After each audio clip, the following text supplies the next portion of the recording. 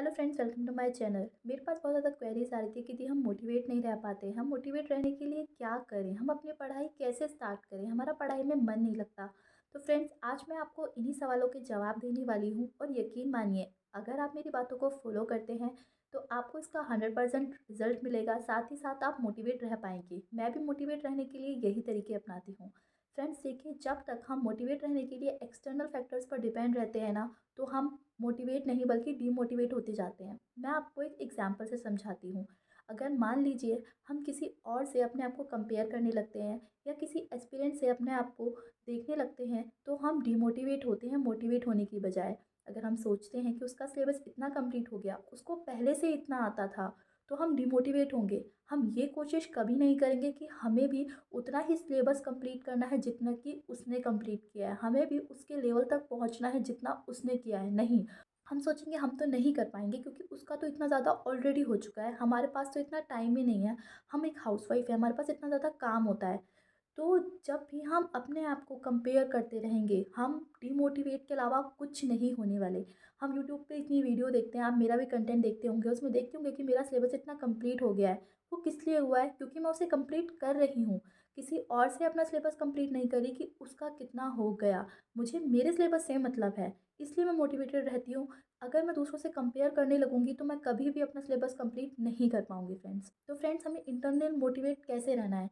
Friends, हमें ये सोचना है कि अगर वो बंदा कर सकता है तो मैं क्यों नहीं कर सकती, या क्यों नहीं कर सकता। अगर उसका सिलेबस कंप्लीट हो सकता है तो मैं क्यों नहीं कर सकती।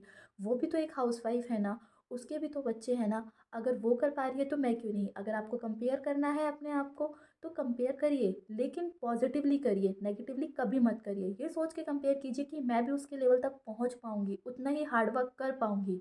ये जो हमारा हार्डवर्क हम अभी कर रहे हैं ना 3-4 महीनों के लिए, ये हमें काम आएगा और सबसे ज़्यादा खुशी होगी जब हमारा सिलेक्शन हो जाएगा।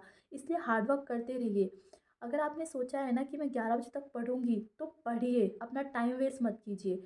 जितनी भी सोशल साइट्स है ना, इनको भूल जाइए कुछ दिनों के लिए और सिर्फ अपनी पढ़ाई पर फोकस कीजिए और कंपेयर मत कीजिए। तभी आप इंटरनली मोटिवेट रह पाएंगे। अब फ्रेंड्स, मैं आपको एक और तरीका बताती हूँ इंटरनली मोटिवेट रहने का। वो ये है कि जब हम एक सोसाइटी में रहते हैं ना, तो एज अ हाउस वाइफ हमें बहुत कुछ सहना पड़ता है, ये सब जानते हैं, ठीक है। मतलब कुछ ना कुछ किसी की कंडीशन होती है। कुछ ही लोग ऐसे लकी होते हैं शायद जिन्हें सुनने को ना मिलता हो।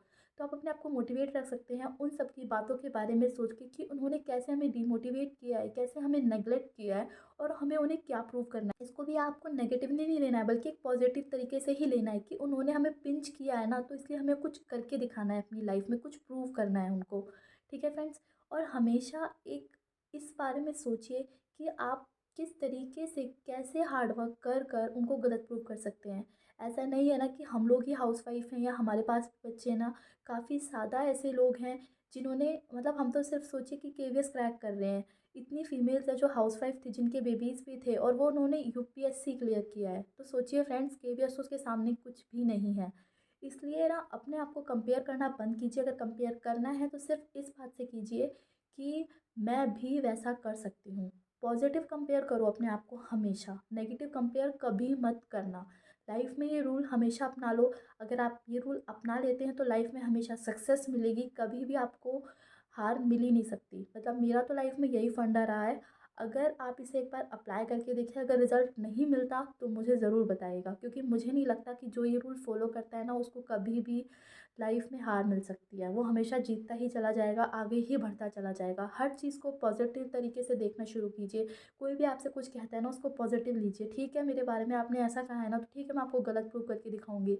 एंड फ्रेंड्स, मेरी लाइफ में तो ऐसा बहुत कुछ हुआ है। मतलब मैंने काफ़ी लोगों को गलत प्रूव किया है और मतलब मुझे इस बात पे ना बहुत ज़्यादा खुशी होती है।